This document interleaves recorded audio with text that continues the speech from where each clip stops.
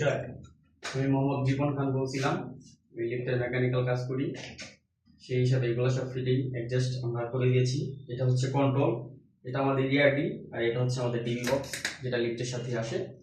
এই জন্য এখন পর্যন্ত বিল্ডিং এর কোনো পাওয়ার দেয় না, বিল্ডিং এর কোনো ডিবি বক্স এখন পর্যন্ত আমরা পাই নাই। আমাদের যেগুলো মালামাল আছে সেগুলো আমরা ফিটিং করে দিয়েছি। এটার কোনটার কাজ কি? এটা হচ্ছে কন্ট্রোল, লিফটের যত পাওয়ারের তারটার আছে সেটা। এগুলো কি সব অটোমেটিক না ম্যানুয়াল? এগুলো সব ম্যানুয়াল। ম্যানুয়াল পদ্ধতি। জি জি।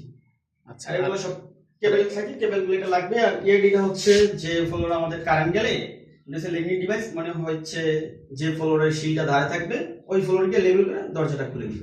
আর এটা হচ্ছে আমাদের ডিল বক্স, মানে সার্কিট সার্কিট লাগানো আছে এটা সাথে যেটা আসে।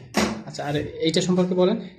এটা তো হচ্ছে আমাদের মোটর, এটাই হচ্ছে লিফটটা ওঠানো করবে, এটাই পুরোটা মোটর।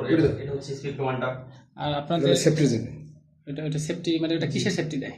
এটা হচ্ছে যে কোনো সমস্যা হইলে, একটা হইলে যে একটা লিফটে কোনো সমস্যা হইছে, লিফটটা হয়ে যেতে পারে, তো এটা একটা সেফটি থাকে, ওই সেফটিটা পড়ে যায়, পড়ে গেলে লিফট আর চলে না।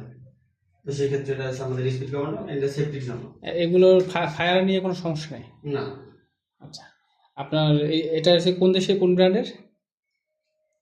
এটা স্যার ওটিআইসি। ওটিআইসি কোরিয়ান চীন ম্যানুফ্যাকচার করে।